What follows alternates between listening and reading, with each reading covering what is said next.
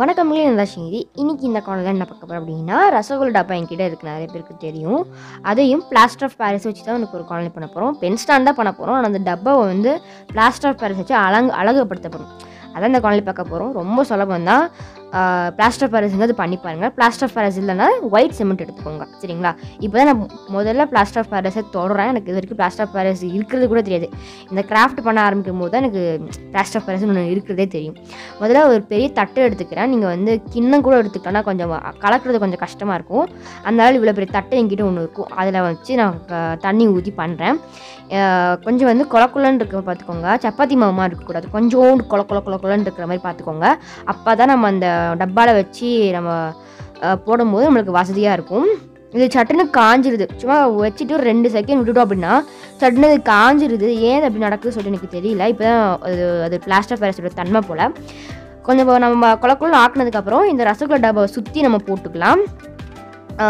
அந்த ரசகுல்லா டப்பாவோடைய தடம் தெரியக்கூடாது. அது பின்னாடி வந்து பிங்க் கலரில் இருக்குல்ல, அது வந்து தெரியாத அளவுக்கு நான் பிளாஸ்டர் ஆஃப் பாரிஸ் வச்சு முழுக்க வந்து போட்டு சுற்றி விட்டுக்கிறேன்.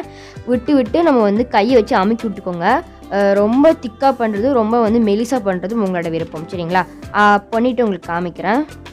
பண்ணிவிட்டு அது எல்லாமே வந்து திட்டுதிர தெரியும். அது வந்து ஸ்மூத் படுத்துறதுக்கு தண்ணியை கையை தொட்டு தேய்ச்சி விட்டுட்டிங்க அப்படின்னா அழகாக வந்து இருக்கும். பார்த்தீங்கன்னா தெரியும் நினைக்கிறேன். தண்ணி தொட்டு பண்ணுறேன். அதுக்கடுத்து இதில் வந்து ஒரு பாட்டிலோடைய மூடி அது எடுத்திருக்கேன். அது வந்து நான் என்ன பண்ண போகிறேன்னா, அது முன்பகுதி எடுத்து, அது எது உங்களுக்கு முன்பகுதி நீங்கள் நினைக்கிறீங்களோ அதை எடுத்து இந்த பாட்டிலோட மூடியை இப்படி வச்சு நம்ம அமுக்க போகிறோம். இந்த மாதிரி நம்ம கொஞ்சம் பண்ணிக்கலாம். மேலே கொஞ்சம் பண்ணிக்கலாம். இந்த மாதிரி பண்ணிக்கோங்க. இது ஒரு பறவை தான். என்ன பறவைன்னு சொல்லிட்டு நீங்கள் கண்டுபிடிக்கிறீங்களான்னு பார்ப்போம். பண்ணியாச்சா? அடுத்து வந்து நம்ம என்ன பண்ண போகிறோம் அப்படின்னா, ஒரு உருண்டை மாதிரி உருட்டிக்கலாம். உருட்டிட்டு அதோடைய கொஞ்சம் மேலே வந்து நம்ம இப்படி வச்சுக்கலாம். ஒரு கண்ணு பண்ணுறோம், சரிங்களா? அந்த கண்ணை வச்சுட்டு கொஞ்சம் வந்து நம்ம அமுக்கிக்கலாம். அது வட்டமாக தான் இருக்கணும்னு அவசியம் கிடையாது. கொஞ்சம் வந்து நெளிஞ்சிருந்தாலும் பரவாயில்ல, நல்லா தான் இருக்கும். ஒன்று பண்ணியாச்சா? அது பக்கத்தில் இன்னொன்று பண்ணிக்கலாம். பண்ணிவிட்டு நடுவில் வந்து ஒரு ஓட்டை கொடுக்கறதுக்காக ஃபெவிகாலோட மூடி இருக்குல்ல, அதை எடுத்து நடுவில் அமுக்கி விட்டுக்கிறேன்.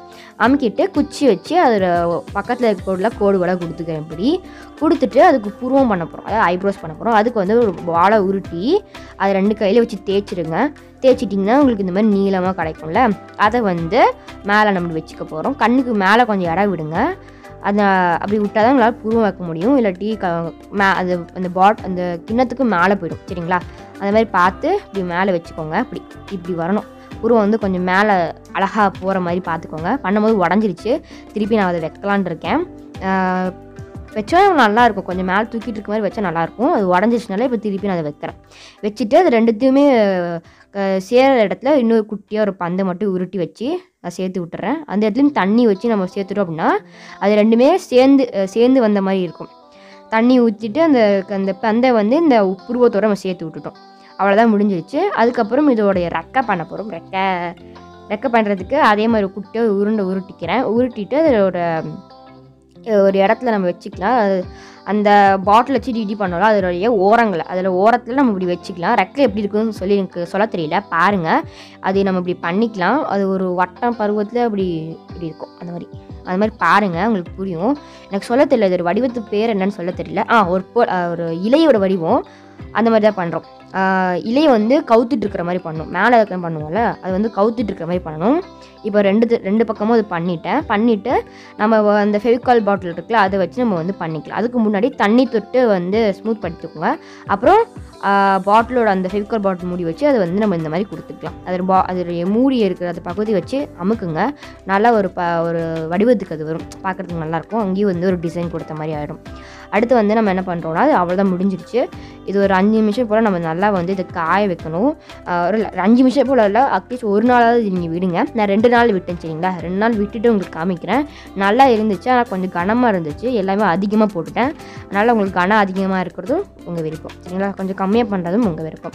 ஓகே, இப்போ 2 நாள் விட்டாச்சு, அது காஞ்சிச்சு, சரிங்களா? இப்போ வந்து அது வந்து தெரியாமல் நான் கீழே போட்டுட்டேன். அதனால வந்து அது பின்னாடி வந்து பிரேக்கர் ஆகிடுச்சு.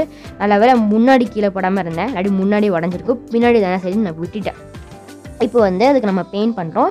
அதோடைய புருவம், அது ரெக்கை, அதை மட்டும் விட்டுட்டு நான் மித்ததுக்கெல்லாம் வந்து எல்லோ கலராக நான் நிறம் கொடுக்க. அதை பாருங்கள். இப்போ நான் உங்களுக்கு ஹாய் சொல்லிக்கிறேன்.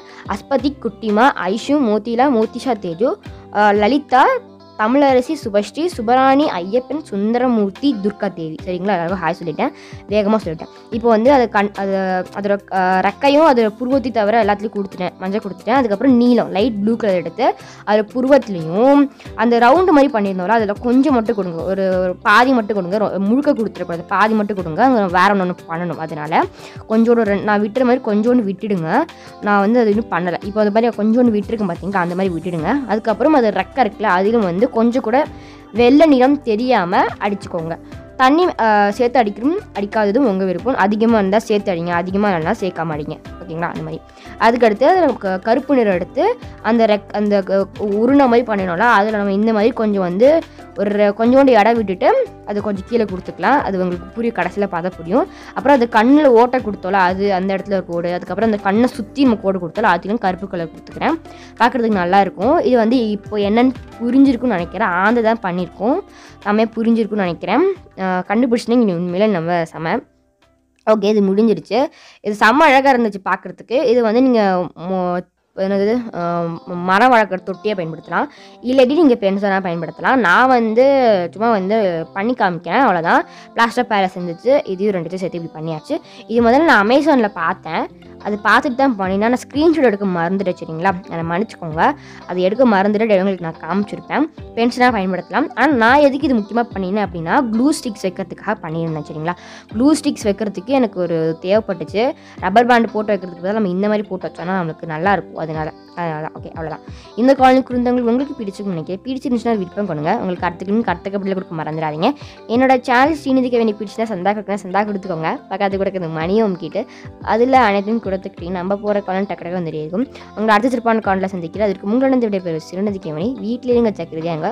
உங்களுக்கு கருத்துக்கப்பில் கொடுக்க மறந்துடாதீங்க. அடுத்த காலில் பார்க்கலாம்.